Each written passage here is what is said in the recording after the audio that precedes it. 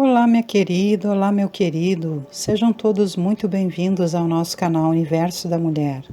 Aqui é a sua amiga Anita Castro e nós estamos começando mais uma partilha do ESG, Estudo Sistematizado da Doutrina Espírita. Nós estamos vendo aqui o tomo 2 e a nossa aula vem sob o título de hoje, O Homem de Bem, tendo como objetivos específicos analisar as características do homem de bem segundo o Espiritismo e refletir sobre a importância dos valores morais na conquista da felicidade. Te convido, como sempre faço, a curtir esse vídeo para que nós possamos espalhar essa bênção que nós temos recebido aqui através dos nossos estudos do ESG com outros queridos e queridas, para que nós possamos também valorizar o trabalho aqui do canal Universo da Mulher e assim você me estimula a seguir fazendo esse trabalho. Então, meus queridos, não esqueçam de curtir e também de compartilhar com outras pessoas que você saiba que gostam de assuntos espíritas e espiritualistas. Vamos então à leitura do nosso texto e posteriormente, como sempre faço, vou aqui trazendo breves considerações. De acordo com os ensinamentos da doutrina espírita, o espírito prova a sua elevação quando todos os atos de sua vida corporal representam a prática da lei de Deus e quando antecipadamente compreende a vida espiritual. Quando encarnado, o espírito nessas condições morais constitui-se no protótipo do homem de bem. Pode dizer-se que o verdadeiro homem de bem é o que cumpre a lei de justiça, de amor e de caridade na sua maior pureza. Se ele interroga a consciência sobre os seus próprios atos, a si mesmo perguntará se violou essa lei, se não praticou o mal, se fez todo o bem que podia, se desprezou voluntariamente alguma ocasião de ser útil, se ninguém tem qualquer queixa dele. Enfim, se fez a outrem tudo o que desejara lhe fizessem. Deposita fé em Deus, na sua bondade, na sua justiça e na sua sabedoria. Sabe que sem a sua permissão nada acontece e se lhe submete à vontade em todas as coisas. Tem fé no futuro, razão porque coloca os bens espirituais acima dos bens temporais. Sabe que todas as vicissitudes da vida, todas as dores, todas as decepções são provas ou expiações e as aceita sem murmurar. Possuído do sentimento de caridade e de amor ao próximo, faz o bem pelo bem, sem esperar paga alguma. Retribui o mal com o bem. Toma a defesa do fraco contra o forte e sacrifica sempre seus interesses à justiça. Encontra satisfação nos benefícios que espalha, nos serviços que presta, no fazer ditosos os outros, nas lágrimas que enxuga, nas consolações que prodigaliza aos aflitos. Seu primeiro impulso é para pensar nos outros, antes de pensar em si. É para cuidar dos interesses dos outros, antes do seu próprio interesse. O egoísta, ao contrário, calcula os proventos e as perdas decorrentes de toda ação generosa.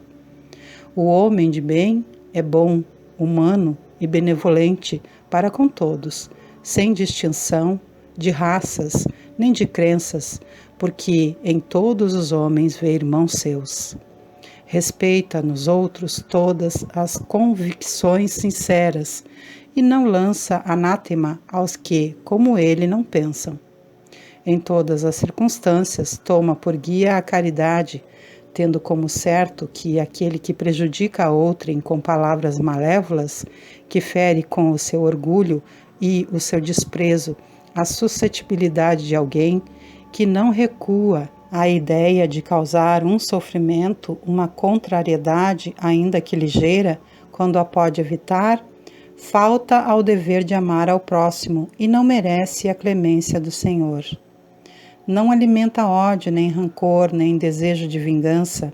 A exemplo de Jesus, perdoa e esquece as ofensas, e só dos benefícios se lembra, por saber que perdoado lhe será conforme houver perdoado. É indulgente para as fraquezas alheias, porque sabe que também necessita de indulgência e tem presente esta sentença do Cristo: atire-lhe a primeira pedra, aquele que se achar sem pecado. Nunca se compraz em rebuscar os defeitos alheios, nem ainda em evidenciá-los. Se a isso se vê obrigado, procura sempre o bem que possa atenuar o mal.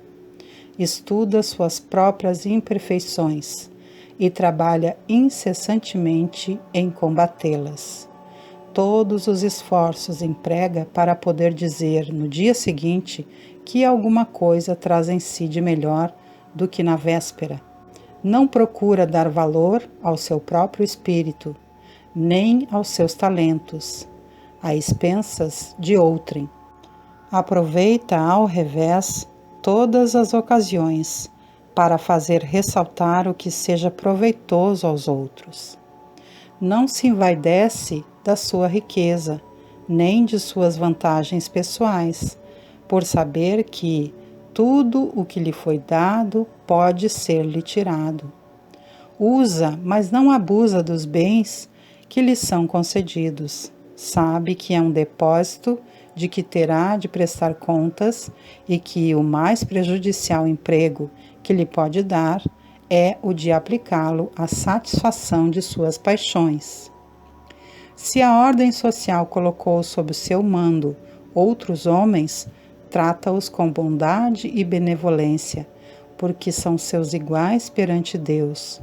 Usa da sua autoridade para lhes levantar o moral e não para os esmagar com o seu orgulho. Evita tudo quanto lhes possa tornar mais penosa a posição subalterna em que se encontram. O subordinado, de sua parte, compreende os deveres da posição que ocupa e se empenha em cumpri-los conscientemente. Finalmente, o homem de bem respeita todos os direitos que aos seus semelhantes dão as leis da natureza, como quer que sejam respeitados os seus. Não ficam assim enumeradas todas as qualidades que distinguem o homem de bem, mas aquele que se esforce por possuir as que acabamos de mencionar, no caminho se acha que a todas as demais conduz. Sintetizando todas as qualidades do homem de bem, encontramos no Evangelho a figura do bom samaritano, verdadeiro paradigma a ser seguido por todos os que almejam alcançar a perfeição moral. Ao responder ao doutor da lei, que lhe pergunta quem é o seu próximo, ao qual deveria amar como a si mesmo, narra o Mestre Divino o seguinte: um homem que descia de Jerusalém para Jericó caiu em poder de ladrões, que o despojaram, cobriram de ferimentos e se foram, deixando-o semi-morto. Aconteceu em seguida que um sacerdote, descendo pelo mesmo caminho, o viu e passou adiante.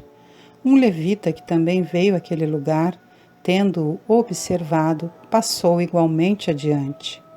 Mas um samaritano que viajava, chegando ao lugar onde jazia aquele homem e tendo-o visto, foi tocado de compaixão. Aproximou-se dele, deitou-lhe óleo e vinho nas feridas e as pensou. Depois, pondo-o no seu cavalo, levou-o a uma hospedaria e cuidou dele. No dia seguinte, tirou 2 denários e os deu ao hospedeiro, dizendo: trata muito bem deste homem, e tudo o que despenderes a mais, eu te pagarei quando regressar. Qual desses 3 te parece ter sido o próximo daquele que caíra em poder dos ladrões? O doutor respondeu: aquele que usou de misericórdia para com ele. Então vai, diz Jesus, e faze o mesmo. Esta palavra está em Lucas, capítulo 10, dos versículos 25 a 37. Qual o ensinamento que o Mestre aí nos dá? O de que, para entrarmos na posse da vida eterna, não basta memorizarmos textos da Sagrada Escritura. O que é preciso, o que é essencial para a consecução desse objetivo é pormos em prática, é vivermos a lei de amor e de fraternidade que Ele nos veio revelar e exemplificar. Ensina Jesus que ser próximo de alguém é assisti-lo em suas aflições, é socorrê-lo em suas necessidades, sem indagar da sua crença ou nacionalidade. Mostra ainda o Mestre que todos nós temos condições de vivenciarmos o amor ao próximo, mesmo que não sejamos bem considerados pela sociedade, uma vez que torna um homem desprezível aos olhos dos judeus ortodoxos, tido e havido por eles como herege, um samaritano é incrível. Aponta-o como modelo, como padrão aos que desejem penetrar nos tabernáculos eternos. É que aquele renegado sabia praticar boas obras, sabia amar os seus semelhantes. E para Jesus o que importa, o que vale, o que pesa, são os bons sentimentos, porque são eles que modelam ideias e dinamizam ações. Com efeito, conforme assinala Kardec, toda a moral de Jesus se resume na caridade e na humildade, isto é, nas duas virtudes contrárias ao egoísmo e ao orgulho. Em todos os seus ensinos, ele aponta essas duas virtudes como as que conduzem à eterna felicidade. Bem-aventurados, disse, os pobres de espírito, isto é, os humildes, porque deles é o reino dos céus. Bem-aventurados os que têm puro o coração. Bem-aventurados os que são brandos e pacíficos. Bem-aventurados os que são misericordiosos. Amai o vosso próximo como a vós mesmos. Fazei aos outros o que quereríeis que vos fizessem. Amai os vossos inimigos. Perdoai as ofensas, se quiserdes ser perdoados. Praticai o bem sem ostentação.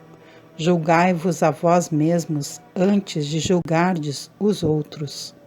Humildade e caridade, eis o que não cessa de recomendar e o de que dá ele próprio exemplo.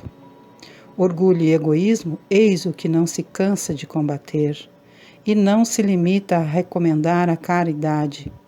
Põe-na claramente e em termos explícitos, como condição absoluta da felicidade futura.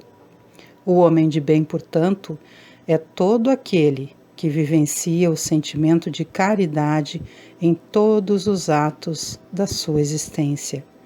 Ainda nesse contexto, é oportuno ressaltar que as qualidades do homem de bem são as que todo espírita sincero deve buscar para si mesmo. Isso porque o Espiritismo não institui nenhuma nova moral, apenas facilita aos homens a inteligência e a prática do Cristo, facultando fé inabalável e esclarecida aos que duvidam ou vacilam. Por isso afirma Kardec, reconhece-se o verdadeiro espírita pela sua transformação moral e pelos esforços que emprega para domar suas inclinações más. Finalmente, diremos ainda com Kardec, caridade e humildade, tal a senda única da salvação. Egoísmo e orgulho, tal a da perdição. Todos os deveres do homem se resumem nesta máxima: fora da caridade não há salvação. E ainda, meus queridos, para concluirmos essa aula, nós temos que considerar todas essas questões, refletindo com profundidade, não é mesmo? Porque como é importante a prática da caridade.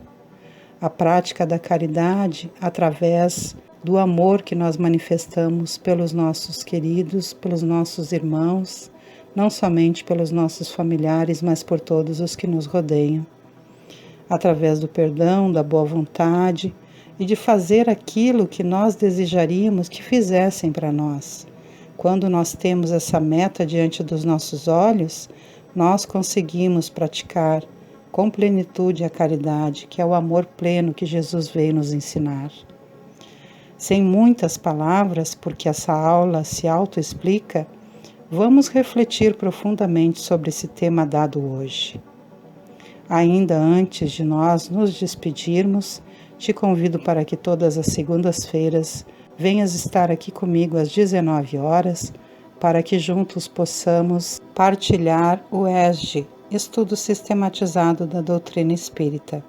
Agora também nas terças-feiras às 19 horas, nós temos a nova série terapêutica Rebordando Linhas Ancestrais, que é uma série muito simples, mas também muito fundamental, importante e realmente eficaz.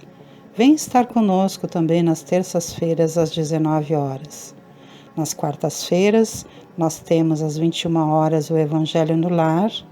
Nas quintas-feiras, às 18h30, o estudo da obra de André Luiz.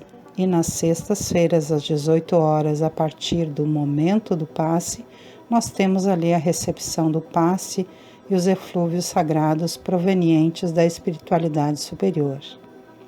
Sendo assim, meus queridos, desejo que Deus Pai Todo-Poderoso, Jesus Cristo, nosso Mestre, nosso amigo, Maria Santíssima, nossa mãezinha muito querida, e todos os nossos benfeitores amados, continuem nos abençoando e nos estimulando ao bem como eles sempre fazem, e que nós, com gratidão e dedicação, façamos com boa vontade a nossa parte, porque esse grande amor nunca nos deixa sós. Um grande beijo no coração de todos, ótimas reflexões e muita paz e harmonia sobre os nossos caminhos. Até o nosso próximo encontro, meu querido, minha querida. Tchau, tchau.